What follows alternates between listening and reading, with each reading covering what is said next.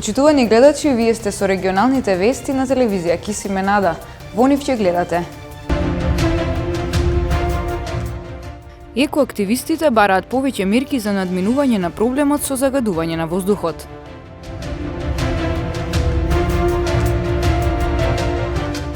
До 5 ноември оваа година во гостиварската болница биле родени 445 бебиња или 80 помалку во споредба со лани.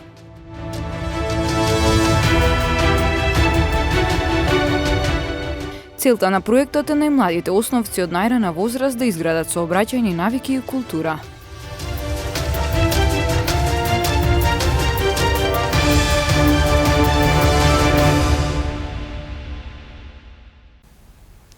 Тетово неколку години е помеѓу првите на листата кои имаат високо ниво на аерозагадување.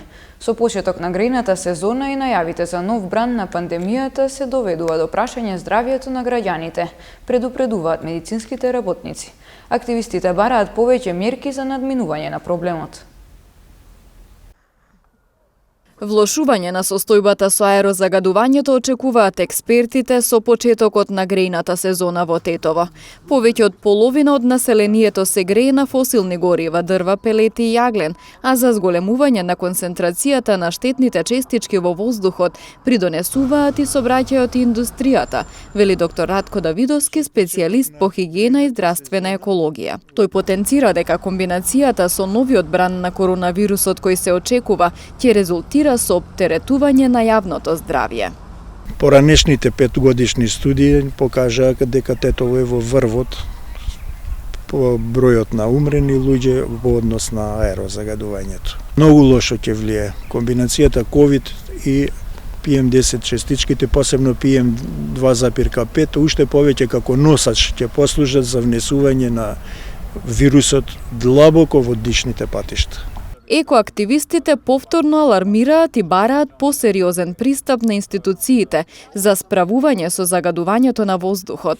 Еден од најголемите проблеми, како што знаете, е начинот на грејење во Тетово, иако владата во минатиот период најде едно решение според нив со инвертери, со субвенции на инвертери, за да се намалува грејењето со дрво. Но гледаме сега со најавената енергетска криза, тоа ќе биде дополнителен проблем кој нема да го реши проблемот во суштина.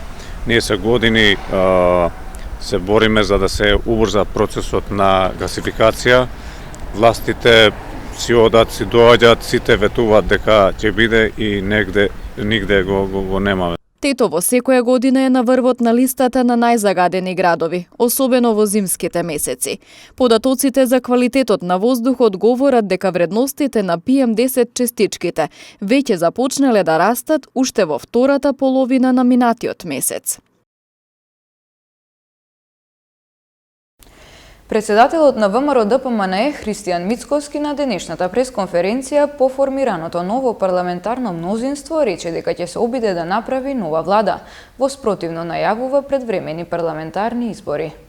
Периодот што следи, ќе се обидам, повторувам, ќе се обидам да формирам нова влада и тоа ќе се случи само доколку бидам сигурен дека тоа ќе биде влада на сериозен кредибилитет, влада со силни институции кои ќе гарантираат стабилност, нова енергија и ефикасност во реформите и промените кои следат.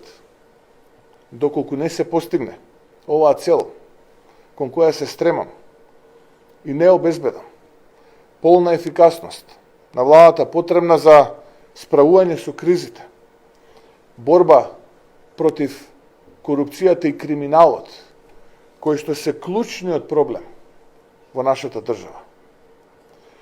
Понатаму, полна ефикасност на владата, потребна за справување со кризите, тогаш, она што ни преостанува, како единствена опција, се брзи предвремени парламентарни избори, за да народот на Македонија одлучи за новата иднина. Загрижувачко опаѓање на наталитетот во Гостивар. Споредено со лани истиот период во Гостиварската болница се родиле 80 на бебиња помалку. Драстичен е падот на наталитетот годинава во Гостивар. Бројот на новородени константно се намалува во последните 10 години, но сега трендот оди во загрижувачки правец, што се потврдува преку статистиката. Од почетокот на 2021 до 5 ноември на гинеколошко-акушерското одделение во Гостиварската болница се породиле 445 трудници. Споредено со истиот период лани, бројката на новороденчиња е намалена за 80-тина. Иселувањето, но и ковид пандемијата го земаат данокот. Загрижувачки, би рекол, зашто ние секоја година, земајќи назад 10-15 години, сме во тренд на паѓање на овие шифри, но ова година малку повеќе се забележува намалување на наталитетот. Зошто е ова вака, не би можел да кажам, освен да ипотетички да кажам дека се должи на миграција на населението, се должи на ковид пандемијата или на економските резултати кои не позволуваат да имаме поголем наталитет во нашиот крај тука. Карактеристично е што се повеќе породувања се вршат со царски рез. Минатата година во Гостиварската болница дури 53% од родилките донеле бебе на свет со ваков оперативен зафат. Доктор Јакупи вели дека тоа е светски тренд и Гостивар не е исклучок. Тој тренд, на жалост, е покачен во однос на царските резови, значи 50 до 53% се движи бројката на царските резови во спротивно од спонтанните породувања. Дали и тој тренд е светски тренд? Да, би рекол дека е така. Зошто е така? Има некои оправдања, но јас би ги нарекол само дека и некогаш и силната желба на пациентката игра улога во ова, а ние за да ги задржиме пациентите ќе мораме некогаш да правиме и такви услуги. Во текот на целата ланска година во Гостивар се родија 583 бебиња, додека во претходната 2019-та 622. Доктор Злате Мехмедовиќ предупредува за опасноста од нов ковид бран во следниот период, особено со делта варијантата на вирусот. Тој смета дека со промоција на придобивките од вакцинацијата може да се спречи напливот на заразени и хоспитализирани лица.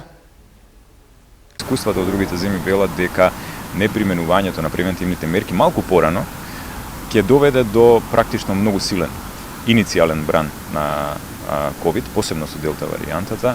Пример кој што го видовме во Словенија, во Хрватска, во Германија, па и во Русија, кога практично бројките во рок од 24 часа на ново заразени се дуплираат. Тоа е силен удар за здравствениот систем. Прво и основно да се интензивира процесот на вакцинација, да се интензивира кампањата која што ќе ги промовира придобивките од вакцинацијата, да се допре до секој еден кој што има било каква дилема во однос на тоа какви проблеми може да произлезат од процесот на вакцинација, да се изгради еден систем со упатства на лекување, кои што ќе бидат применливи од примарно ниво до терцијарно ниво, кога матичниот лекар ќе треба да направи преглед, кога ќе треба да направи лабораторија, кога ќе треба да го препрати на специјалист, кога ќе треба да го препрати на хоспитализација, секогаш она што мора да иде паралелно со процесот на вакцинација, а тоа се примената на превентивните мерки кои што треба да бидат секогаш адаптирани на епидемиолошката состојба која што е актуелна во моментот и она која што е потенцијална закана, односно ризик во некоја блиска иднина што може да не се случи. Таквиот ризик, таквата блиска закана, која што сега ни престои во наредниот период, е наглото зголемување на бројката на ново заразени, која што може да се контролира само низ правилно димензионирање, правилна примена на превентивните мерки. По речиси 2 месеци од кобниот пожар во модуларната болница во кој животот го загубија 14 лица, се уште нема одговор на прашањето како изгоре модуларната болница за само 3 минути. На оваа тема работеше колешката Милена Вучевска. И после речиси 2 месеца многу дилеми и прашања остануваат неодговорени за страотниот пожар во Тетовската модуларна болница. Зошто се запали и изгоре толку брзо? Имало ли исправна инсталација? Дали бил објектот уредно проектиран и со какви материјали изграден? Се бараше брза истрага, но и после толку време, единствено што се дозна од вештачењето на МВР е дека пожарот во модуларната настанал како последица на запален продолжен кабел на кој бил приклучен дефибрилатор, односно апарат за реанимација, полнач за мобилен телефон и уште еден уред. Од јавното обвинителство тогаш посочија дека ова вештачење е само еден од обезбедените докази, најавувајќи дека се очекува во тетовското обвинителство да пристигнат извештаите и од други надлежни институции, како и вештачењето од германските експерти. До каде се извештаите и воопшто целата истрага во обвинителството без конкретни информации. Истрагата, велат, си течела. Јавните обвинители кои преземаат действија во насока на расчистување на причините за пожарот во модуларната ковид болница во Тетово интензивно постапуваат. Се очекува во обвинителството да пристигнат извештаите од наредените вештачења, меѓу кои и вештачењето од експертите од Република Германија. Откако ќе се приберат материјалните и вербални докази, обвинителите ќе ги разгледаат и анализираат. Ќе биде утврдено дали и каде постои кривична одговорност, пошто ќе биде донесена и одлука за натамошниот тек на постапката. После пожарот оставки понудија двајцата директори на болницата, како и министерот за здравство и неговиот заменик. Но по објавувањето на вештачењето на МВР, премиерот Заев одлучи да не ги прифати оставките на Филипче и Хасани, правдајќи ги дека немале вина. Од одговорност се иззема и општина Тетово, од каде се изјаснија дека целата надлежност за модуларните болници била на ресорното министерство. Пожарот, во кој изгореа 14 лица, се случи вечерта на 8 септември. На видеото од безбедносните камери се гледа како пациенти се спасуваат преку прозори, а објектот е цел во пламен за само 3 минути. Секторот за внатрешни работи Тетово започна со практична реализација на новиот едукативно-информативен проект насловен како поголема безбедност на децата во сообраќајот од домот до училиштето. Целта на проектот е најмладите основци од најрана возраст да изградат сообраќајни навики и култура. Секторот за внатрешни работи Тетово вчера започна со практична реализација на нов едукативно-информативен проект насловен како поголема безбедност на децата во сообраќајот од домот до училиштето, чии носители се Одсекот за превенција, а со кој ќе бидат опфатени учениците во прво оделение во сите училишта на Тетовско-гостиварското подрачје. Првото од серијата предавања во училиштата што ги одржуваат стручно обучени полициски службеници беше организирано во училиштето во Тетовско Вешала.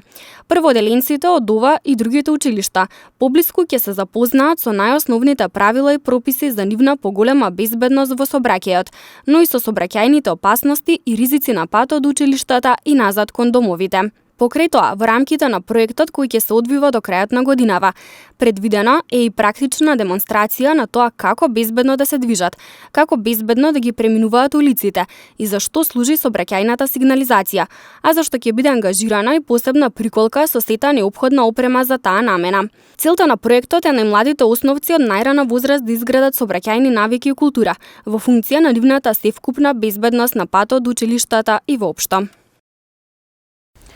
Предходниот месец во рамки на засилените контролни активности на Тетовското подрачје биле откриени и санкционирани над 1200 различни видови сообраќајни прекршоци или 20 повеќе во споредба со истиот период лани. Во текот на минатиот месец во десетина локални акциски засилени контроли, спроведени на поширокото Тетовско подрачје, биле откриени и законски санкционирани вкупно 1212 различни видови сообраќајни прекршоци или 20 на повеќе во споредба со истиот период лани. Во октомвриските контролни активности, а поради констатирани прекршоци, од сообраќај биле исклучени 32 возила, од кои 24 имале истечена регистрација над 30 дена, додека кои 8 возила биле утврдени техничка неисправност. Во овој период, исто така од сообраќај биле исклучени и 255 возачи, од кои 126 управувале возила без возачка дозвола, 62 под дејство на алкохол, 57 возачи почетници и 10 со важечка забрана за управување. Покрај тоа, минатиот месец времено биле одземени 11 возила за истечена регистрација, повеќе од 6 месеци, 122 возачки дозволи и 36 сообраќајни дозволи, додека Тетовската ПАЕК служба вкупно подигнала 104 непрописно паркирани возила, најмногу во централното градско подрачје на Тетово, каде е и најголемата сообраќајна фреквенција. Во текот на утрешниот ден не очекува сончево време со максимална дневна температура од 18 степени Целзиусови. Позначителен пад на температурите пак се очекува од среда. Во текот на ноќта во Полошкиот регион ќе преовладува умерено облачно време со слаба ветер од северозападен правец. Во текот на утрешниот ден наутро умерено до значително облачно, а преку денот сончево време. Утринската температура ќе се спушти до 10-тиот, а максималната ќе го достигне 18-тиот степен. Претежно облачно, но стабилно време ќе биде и во понеделник со максимални температури во Полошкиот регион до 18-тиот степен. Во вторник во попладневните часови се очекуваат врнежи од дожд, но со слаб интензитет, како и опаѓање на дневната температура, која во вторник очекуваме да го достигне 14-тиот степен. Позначителен пад како на утринската, така и на дневната температура се очекува од среда и во деновите потоа, кога наутро ќе има услови за појава на магла, а преку денот ќе се задржи значително облачно. Утринските температури од среда и во деновите потоа ќе бидат до 5-тиот степен, а дневните до 11-тиот.